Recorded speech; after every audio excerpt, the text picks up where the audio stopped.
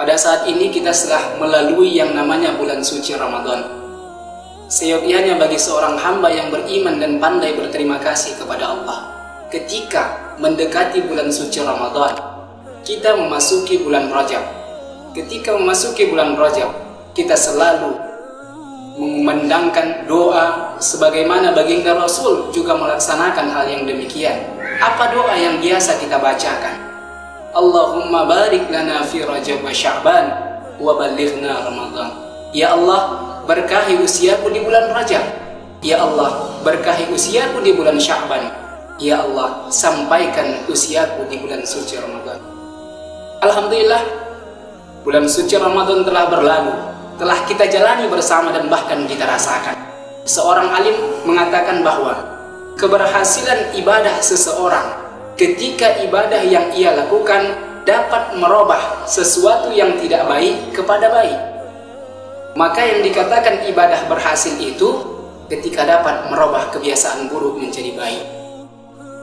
Para hadirin pemirsa di mana saja Anda berada, ketika kita diberi sesuatu oleh seseorang, semisal tetangga atau bahkan orang yang kita kagumi, entah itu artis macam Ustadz Abdul Somad, kita merindukan sosok beliau hadir, bahkan kita merindukan dapat foto bersama dengan beliau. Nah, ketika kita bertemu dengan beliau, lantas beliau kasih sebuah hadiah bagi kita, apa yang harus kita lakukan? Apakah kita hanya sekedar diam? Biasanya seseorang yang diberi dengan orang yang ia rindukan, pastilah ia mengatakan, setidaknya ia mengucapkan terima kasih. Doa kita telah diijabah oleh Allah. Seyogyanya yang harus kita lakukan, berterima kasih kepada Allah, meningkatkan kualitas takwa kita. Apa yang kita perbuat selama bulan suci Ramadan, jangan sampai ibadah tahunan. Jangan hanya sebatas di bulan suci Ramadan, tapi bagaimana bulan suci Ramadan yang kita lakukan tahun ini dapat kita lakukan juga setelah keluarnya bulan suci Ramadan. Para pemirsa di mana saja kita berada, namun bulan suci Ramadan menempah diri kita supaya menjadi orang yang lebih tawaduk dalam hidup. Di dalam kitab Syarah Al-Hikam yang dikarang oleh Ibnu Athaillah As-Sakandari, man asbata li nafsihi tawaddu'an fahuwa mutakabbir haqqan. Barang siapa yang dirinya ia merasa keberhasilan Ramadan itu telah ia capai, telah berhasil ia rasakan Ramadan itu, sehingga ia umbar berbicara kepada orang lain bahwa Ramadan tahun ini begitu nikmat terasa dan dapat merubah diri saya. Ucapan itu membuatkan dirinya sombong, bahkan tanpa ia sadari, dengan seiring perkataannya ia menampakkan wajah kesombongan atas keberhasilannya dalam bulan suci Ramadan. Ibnu Athaillah mengatakan orang yang demikian adalah orang yang takabur dengan apa yang telah ia lakukan. Teringat dalam sebuah buku karangan Profesor Amroini Derajat LCMA yang berjudul The Wisdom of Nature. Kalau bahasa kami orang kampung, of nature, entah kenapa artinya. Namun beliau di dalam bukunya menuliskan ada satu kata-kata bijak yang menjadi rekomendasi bagi kita. Apa itu? Sebaik-baik tempat untuk merubah kebiasaan buruk adalah di sini. Ketika memasuki bulan Syawal, inilah tempat kita untuk beranjak, untuk meningkatkan kebaikan kita, loyalitas kita, sikap kita, akhlak kita, terkhusus akhlak kita kepada Allah Subhanahu wa Ta'ala.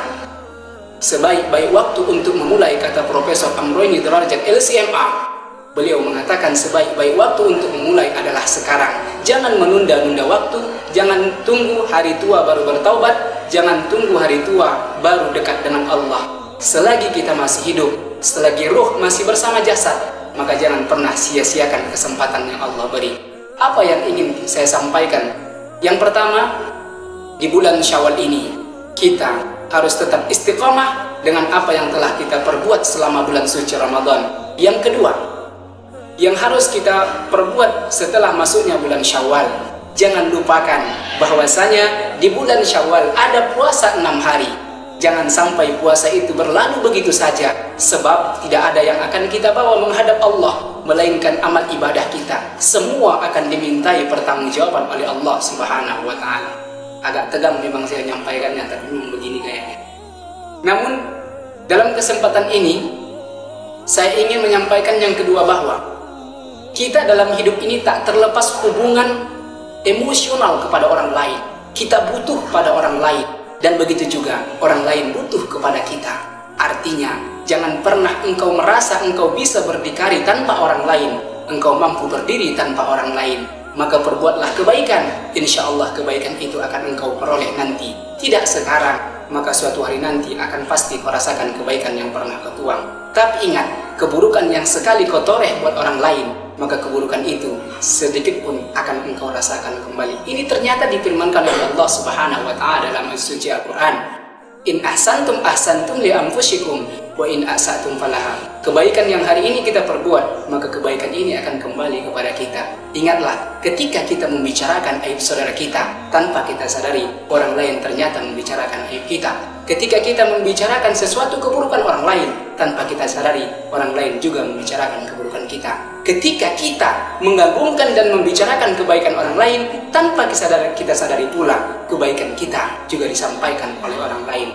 Sehingga ketika kita meninggal dunia, kebaikanlah yang akan dibicarakan tentang kita, bukan keburukan yang pernah kita lakukan semasa hidup kita.